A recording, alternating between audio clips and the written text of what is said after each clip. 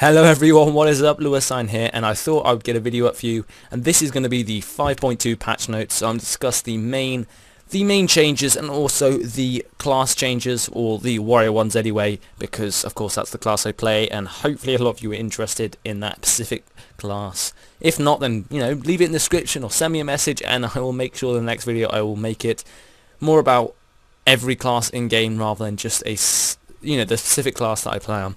But anyway, we're going to start off by talking about the Thundering Isles, which is the place up here.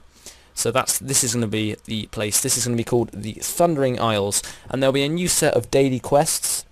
So yeah, each daily is going to progress into discovering the island, and also this is going to include, or this is going to put a new raiding game called the Throne of the Thunder King. So yeah, that's going to be something that I believe will be quite a cool addition to the game, and also it will add another raid to help people get their gear. But yeah, that's pretty cool, including a new set of daily quests as well, so something extra to do and another reputation to get exalted with, which I don't know if is a good thing or a bad thing, but anyway, we'll see what we can get from it, and hopefully it'll be something cool. Another thing that you can get from doing the daily quest is a world boss. They've added 2 new world bosses, and this includes the one which is going to be in the Thundering Isles, which you can access once you've completed all the daily quests in the area, and that one is called Nalek the Storm King, and he's basically a cloud serpent. I don't know if he drops a mount or a cloud serpent. I'm guessing so, but he might not. I haven't really seen yet if he does or not, and yeah. But you can have a chance of killing him once you complete all the daily quests in the area, and once you've done that, he should appear occasionally, and you can test yourself against him. But yeah, so of course there's that guy, and also in Kunlai Summit there is going to be a guy called Ondiesta. I think that's how you say it anyway, but he's basically a dinosaur and he's got lasers, so yes, that's pretty cool. Yeah, I don't know where he drops. I doubt he drops a mount, but gosh, imagine having that sort of a T-Rex looking guy as your mount. That would be awesome. But yeah, that's the main changes to Thundering Isles and the world bosses. The world bosses. But yeah, also there is going to be a new change to the looting system of the world bosses. You can now access loot from a normal kill. Jesus, what's happened there? So you can now go and almost ninja a kill. So you could actually just run in to a raid group and attack the boss, and by doing that you can get the loot, or you can get some of the loot from it. But anyway, that's what Blizzard have said in the patch notes, so I don't know how that's going to work out, but I reckon it'll be okay. I mean, it's faction tapped, so Alliance can do it when an Alliance raid group is attacking, and a Horde when a Horde group is attacking, but I don't think you can cross it, so you can't have like a Horde attacking and then an Alliance coming over and helping them or something like that. But yeah, that is basically what they're trying to do. They're trying to make it a lot easier to get loot from bosses and cause us hassle and people spamming in trade and stuff like that, I'm guessing. But anyway, so that is that's what's happening with the actual release of that. But anyway, next I'm going to be discussing the addition that they're adding to the farm in... Is it Vale? No, sorry, not Vale. I mean the Valley of the Four Wings. Winds. Anyway, in Halfhill, you can set up your own farm and stuff like that. I haven't done that, but basically what you can do now is you can actually buy the farm off the guy. And what this does is it makes it turn it into an inn. So it turns into like an inn, and it gives you rest points like you would going into Stormwind and sitting there for a while, or sleeping as many people do. But yeah, you can also hearth there, so you can also set it as your home. Yeah, you can use your hearth to go back to it, I think anyway, and yeah, that is basically what they're doing. Another thing that I'll quickly mention is also they're making Sky Shards bind on account, which is brilliant, because I mean if you play a lot of level 90s and you do all the dailies, but you got about 3 Sky Shards on a couple of accounts. And it's a pain because that means that you're going to have to farm them loads more on each account. But now, in the next patch, you can actually send them across to the guy that has the Sky Shards. And, you can you can use them to get the actual mount. So yeah, that's something else that's pretty cool that they're bringing into the game. And that's pretty much the main addition to the whole world. But yeah, anyway, let's get to the warrior changes.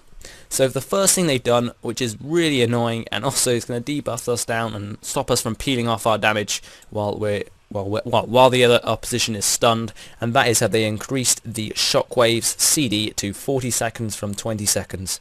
So yeah, it's almost double the CD cooldown, which isn't good, but of course there is something. Well, they try to sort of adjust it a bit to make it the CD not as long, but they basically, if you manage to hit 3 people with the Shockwave, so 2 additional people, then you get the CD lows to 20 seconds, but it has to hit, so you can't miss. If you do that, then it doesn't count as the 3 hit or as the extra hit. But yes, I mean, it sort of makes up for it, because I mean, the most use is when, you know, you're, like, as a protection tank, I'm in a BG and I'm being swamped by a load of people. They're all coming in to attack me. They're all DPSing me down as fast as possible, and of course I want to stun them and try and at least regen a bit of health or escape. So I'm going to be using my Shockwave, and of course there'll be a bunch of them around me and they'll all be shocked, and hopefully that will reset it back to 20 seconds. But the only problem is, of course, is in 2v2 arenas. Now that was a really good move. I always would use that in my arena to help get, you know, the stun down and to peel my damage, you know, peel off as much as I can off the enemy's health. And also it gave me some time for my macro, my one-shot macro. That helped me damage them down a lot. But now, of course, if they're not stunned, they can of course escape, or they can use moves that will, you know, lower the DPS that I'm doing in that stun time. So that's gonna be quite a big change for me in arenas, considering I'm doing a lot of them. But anyway, we'll go to the second wind. That was a very hot move. I remember in my last PvP video, or my arena video, I survived pretty much. Well, I think I've regenerated about 100k health. I think it was about every minute. Probably not even that, 30 seconds really. But that helped me out a lot, because of course every second I was regenerating 3% health, and that's rather hard for a geared player to get down off a protection tank, because of course already I'm not going to take a lot of damage. So I think that should have been, you know, specific to an actual stance or a specific warrior ability or specialization. But basically that is now lowered to 2% when it was 3, so I'm not going to be regenerating as much health as normal, so my survivability will be lowered as well, so it's going to be harder for us to tank out a arena. But yeah. Also now they are making shield wall, like, I think it is, they've made shield wall debuffed a bit, but it's less efficient with attack power. I think they increased it by 10% or something like that. But yeah, they've done something to shield wall. I've completely forgot what it was, but yeah, they've done something to that. The next thing they've done is they've also made, is it Stormbolt? Yeah, they've raised Stormbolt from 100% to 125% damage. So yeah, that will help out the people who picked Stormbolt, but I haven't. I picked Avatar. But yeah, that's part of my macro, so I'm not going to switch back over to this.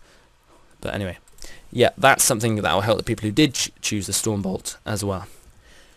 Right, another thing they've done to the warrior classes, they've increased the Warbringer, which is this here, to stunning, and you know, it knocks down a target to the ground, and I think they've also made it so that it knocks more than one person, or you can get a talent that increases that by knocks charges and knocks two per person down. But yeah, so that won't really make, it won't be as great as before. But yeah, so this is also going to be slowing the target down by 50% for 15 seconds, which is rather long, especially if you're gonna you manage to escape and then you've got chains of ice, so they've slowed you down. You can then slow them down with a charge and heroic leap back out. And you can then run away to regen that health with the second wind, or wait for your CDs to come back alive. So yeah, that's another great buff for the warriors. Although actually, saying that is not another one. That's probably the only one there is. But I'm sure we'll find a way around it, and I'm sure we can hopefully stay, as good as we were, as op as we are at the moment in patch 5.1. Even though we have been, nerfed a bit since 5. But anyway. Next, they have changed it so that the enraged regeneration, as you can see, it was instantly heals you for 10% of your total health, an additional 10% over 5 seconds.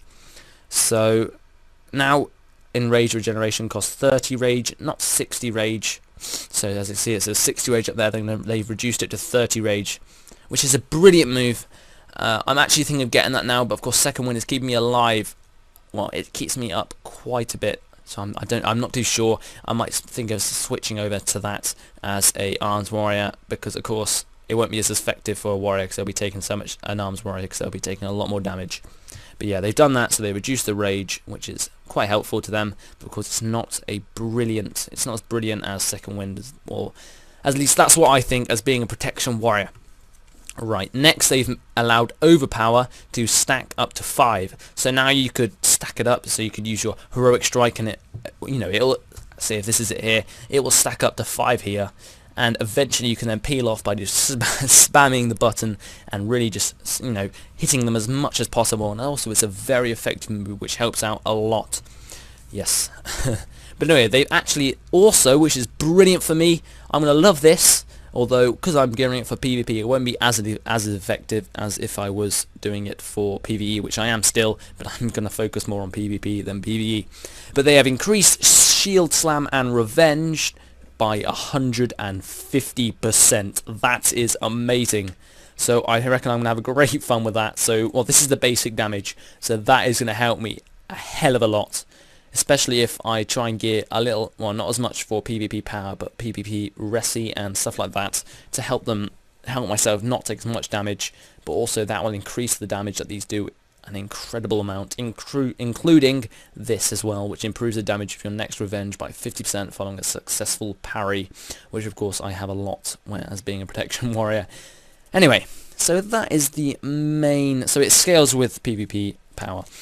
So that is the main class changes for warrior, and also that is basically the most they are basically the changes overall. I try to cover as much as possible, and I hope you enjoyed the video, but that is me done. Goodbye guys.